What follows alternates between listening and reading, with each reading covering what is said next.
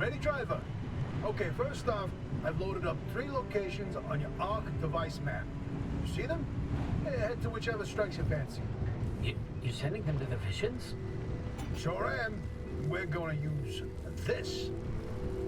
My optical vassalizer. We shouldn't use that. Why not? I mean, it's been decades. No way that thing is in any sort of working shape. I've been fixing her up in secret, and I'm sorry. Don't be mad. It's gonna be a surprise for your birthday. Oh, I've gone ahead and made an itty-bitty modification To your headset, driver. I've hooked up the vassalizer here to modulate your scan function.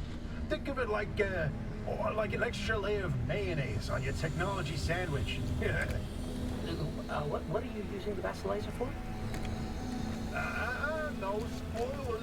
We have to tell the story from the beginning. Driver, get ready to feast your eyes on the visions.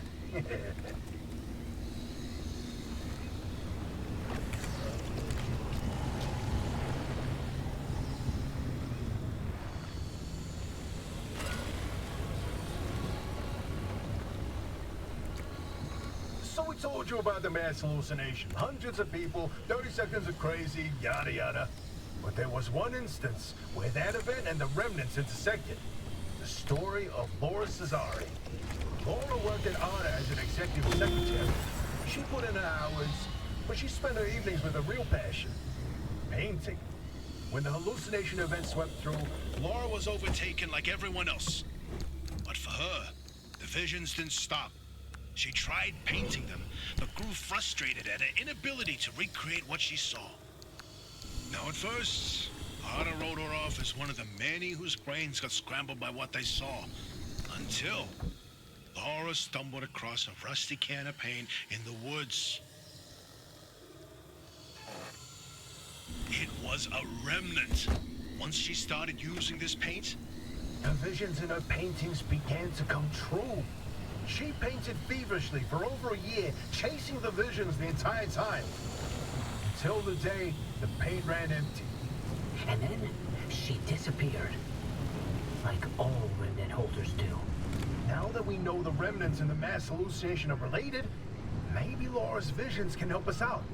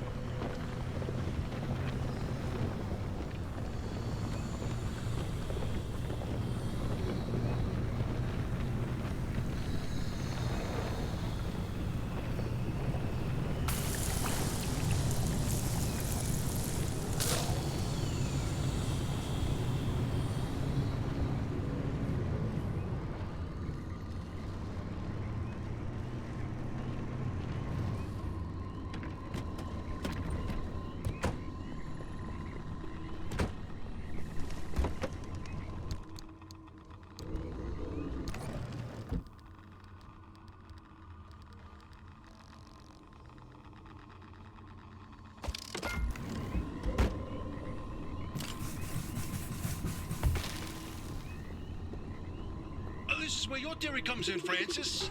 You tell him. Oh, look at me babbling away. Francis, you explain it. It's so good.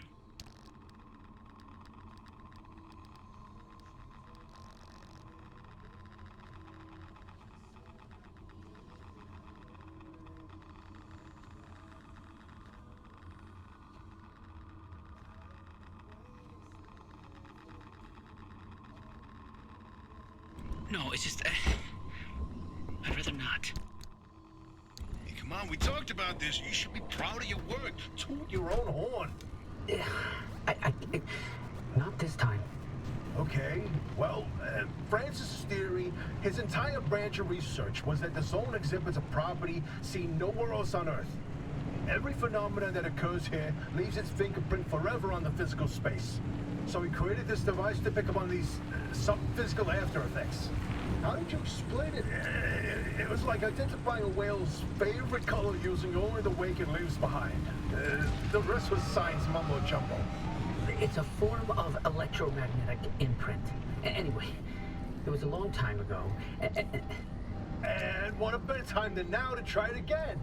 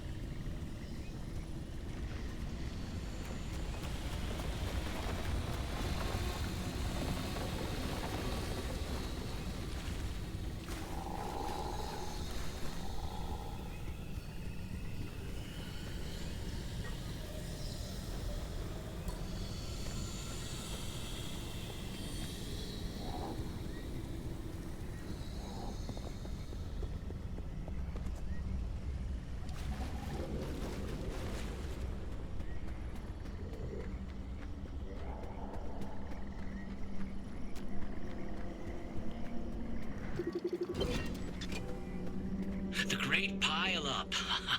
You know, if you catch the mural at the right angle, when the moon is right overhead, you can spot the helmsman's body in one of the boats.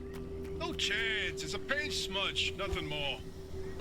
Believe me, it's true. I've seen it.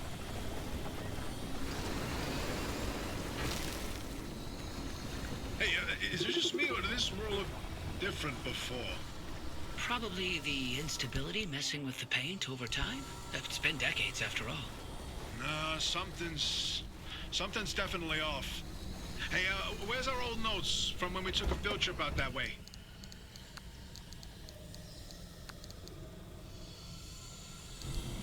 Driver, why don't you go ahead to the next one while we investigate this?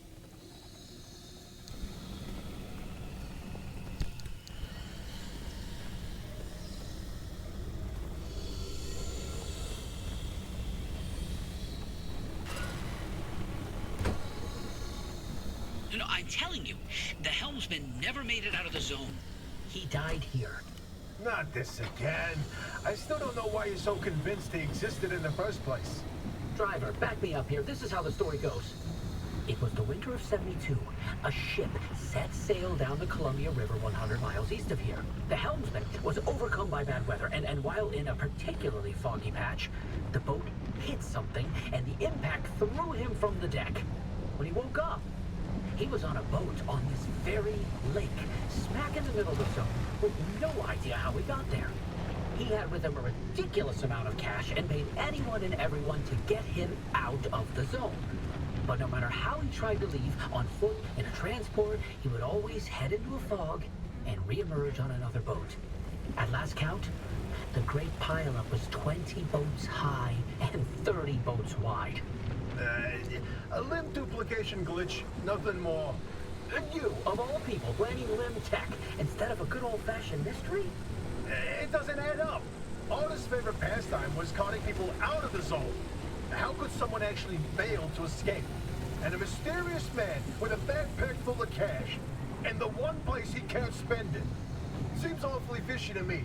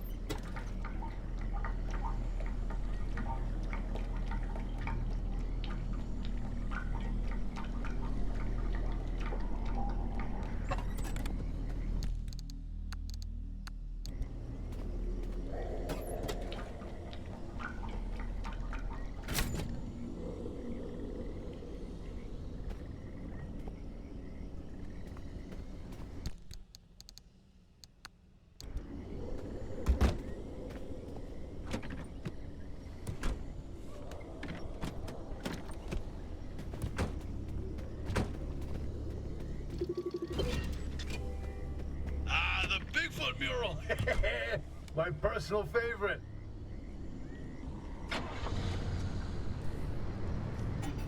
Oh, did you see it, Francis? Oh boy, Francis, look. Look here, it's different from our sketch when we visited in '82. It's all scrambled, but the shape seems familiar. If you tilt your head, doesn't that kind of look like Mount Olympus? Oh, Francis, you flippin' genius! It absolutely is. Wait, let's look back at the first one. What's different there? That shape right there, is that Hook Valley? Holy smokes! Oh, wait, pull up all the topographical maps of the peninsula. We look around the areas where you'd get that view of Mount Olympus. See, Francis? I told you your basilizer would work. I don't think this is the basilizer's doing. Driver, we're on to something. Get to that third vision.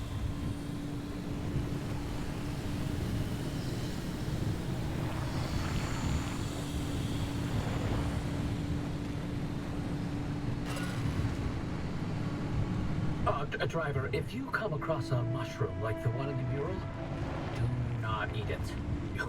No matter how tasty it might look. You're speaking from personal experience. And let me tell you, it wasn't pretty. Oh, just thinking about it makes me want to puke all over again. You've probably passed the biogenerators by now. They're our source of power in the mid-zone, and one of the best demonstrations of renewable limb tech. Yes, these battery farms keep our lights on, but more importantly, they're also the only place in the entire zone where anomalized mushrooms grow. And guess who turned out to be the world's biggest fan of those mushrooms? Bigfoot itself. And the vision foretold its arrival in the zone. It started when those pods hanging from the battery farms were found chewed up. At first, they blamed it on the local wildlife. This was back when we used to have some. Then, the sightings of 10-foot-tall creatures started that didn't attract much attention on their own. Not until the first footprints were found. The Olympic Peninsula has always had a collection of Bigfoot sightings, but they were rare until Bigfoot had its first... The inverting doorway. Ugh. I don't like this one. So about that last vision. Oh, bingo! See that pattern in the last mural? That flower only grows above a certain elevation. Put the three locations together, and you've got... A square mile in the northeast corner of the deep zone. Huh. The visions were pointing towards something the entire time.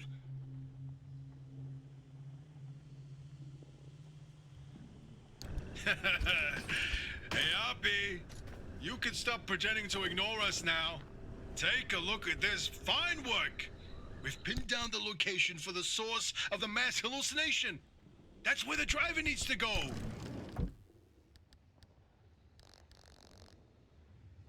Well, what do you know? Well, I knew the basilizer worked. What did I tell you, huh? He still doesn't know, Francis. Know what? Uppy? Not my story to share.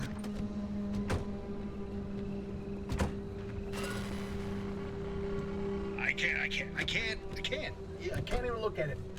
Francis, you explain it. And maybe you've already seen them, driver.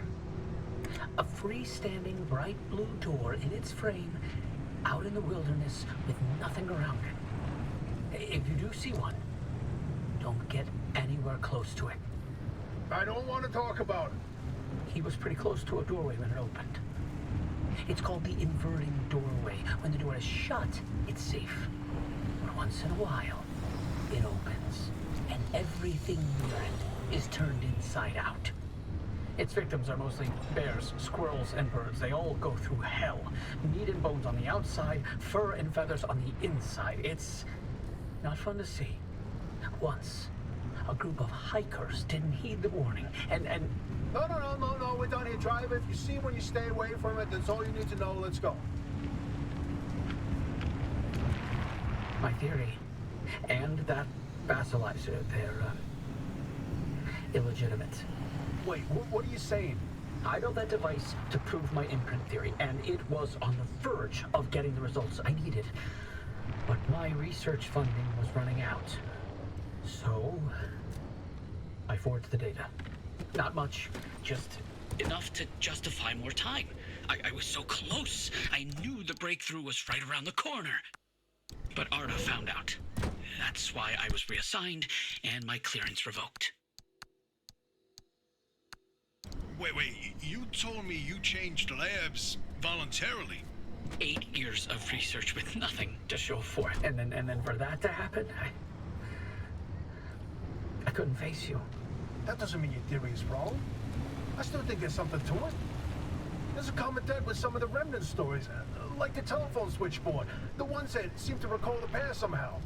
Maybe the remnants access those imprints, read them like a needle in the groove of a record. Don't. You don't have to do that. It's in the past. I don't care about it anymore. But listen, I've got this suspicion. Right? If we could just get the car to the mass hallucination source, or we find they can prove your theory. It's worth a try, isn't it? I'm tired of trying, Tobias. I've tried all my life, and it didn't go so well. Look, I don't have one of those fancy degrees that you and Oppie have. The closest I ever got to science was wiping down your lab benches. But I saw the incredible things that you did with your research. Yeah, well, Arda didn't think they were incredible. I don't care about Arda. I believe in you. Always have. I'm sorry. I can't. I can't do this with her. Oppie led the disciplinary committee that stripped my clearance and demoted me to a glorified intern. She sat there and decided how best to humiliate me. I never asked for anything. This one time I do, so I would never have to talk to Oppie again. You didn't listen. Your remnant was more important than what I wanted. Francis, I didn't mean... I've had enough.